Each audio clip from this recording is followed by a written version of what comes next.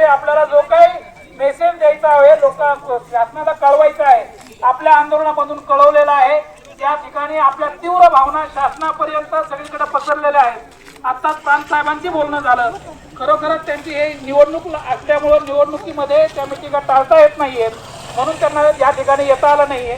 त्यांचे प्रतिनिधी म्हणून तहसीलदार या ठिकाणी उपस्थित आहेत, त्यांच्याकडे आपण आपलं निवेदन देऊ आणि हे निवेदन दिल्यानंतर त्या ठिकाणी आपण शांततेने बसून सगळेजण विचार करून पुढच्या आपल्या आंदोलनाचा त्या ठिकाणी निर्णय घेऊ की कशा पद्धतीने आंदोलन करायचंय।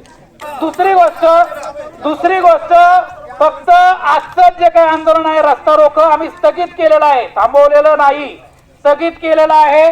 परत हे आमचं उद्यापासून परवापासून कधीही परत रस्ता रोको आंदोलन सुरू होऊ शकतं, त्याला जोडून दुसरे आंदोलन सुरू होऊ शकतात। या ठिकाणी प्रल्हाद कीर्तनेने जे काही उपोषण सुरू केलेलं आहे ते थांबवलेलं नाही। तो माणूस तिकडे तळमळतोय, तडफडतोय, याचा प्रशासनाने खरं तर विचार करायला पाहिजे। आमच्या ताबडतोब त्या ठिकाणी मागण्या मान्य केल्या पाहिजेत आणि जर त्या काही जोपर्यंत होत नाही तोपर्यंत त्यांचं आमरण उपोषण सुरू राहील आणि त्यांच्या सोबत आम्ही सुद्धा उपोषणाला, साखळी उपोषणाला सुरुवात करतोय।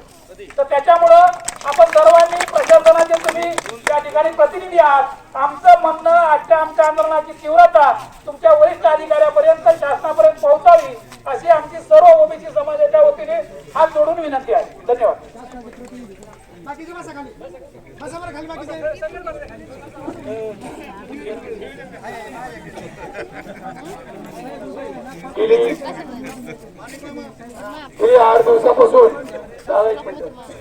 गेली 8 दिवसापासून आपले ओबीसीचे धडाडीचे नेते कार्यकर्ते प्रल्हाद भाऊ कीर्तने यांचा उपोषण चालू आहे।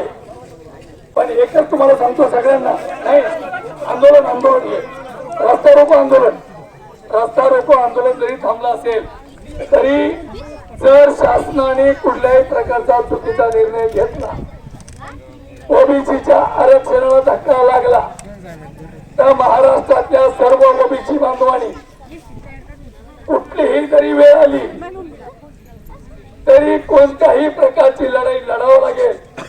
कोणतीही वेळ आली तरी, आज अधिवेशन चालू आहे, अधिवेशनापुरता मेसेज त्यांना गेलाय की ओबीसी महाराष्ट्रातला ओबीसी आक्रमक होतोय आणि आक्रमक होत असताना ओबीसीच्या आरक्षणाला धक्का लागणार नाही एवढी शासनाने जबाबदारी घ्यावी।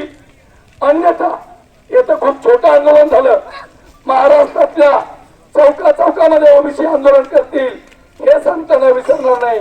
त्यामुळे राज्य शासनाला आमची विनंती आहे की आपण निर्णय घेताना ओबीसी मधून आरक्षण न देता त्यांना सेपरेट आरक्षण द्यावं, या मागणीसाठी या महाराष्ट्रातला ओबीसी या सरकार सोबत आहे आणि सरकारचं समर्थन करीन। पण ओबीसीच्या आरक्षणाला धक्का लागला तर ज्या मिनिटापासून अशा प्रकारची काही घटना घडली तर त्या मिनिटापासून या महाराष्ट्रात प्रत्येक जागेवर आग लागल्याशिवाय राहणार नाही, एवढंच शासनाला आमचं नम्रतेचं आव्हान। या ठिकाणी आता तहसीलदार साहेब आणि आपल्या तालुक्याचे पीआय मुटकुळे साहेब या ठिकाणी तहसीलदार साहेब आपल्याला 2 मिनिटं सांगतील आणि निवेदन स्वीकारतील। तर साहेबांनी या ठिकाणी आंदोलन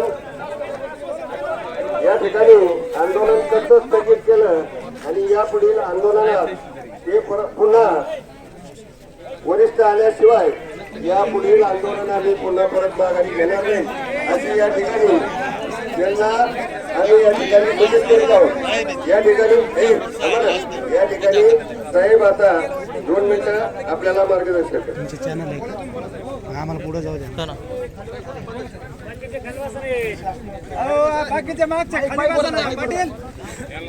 खाली बसा ना, मागचे काय आलं ते थोडस दिसलं पाहिजे सगळं काही विषय शासन स्तरावर पोहोचवण्यात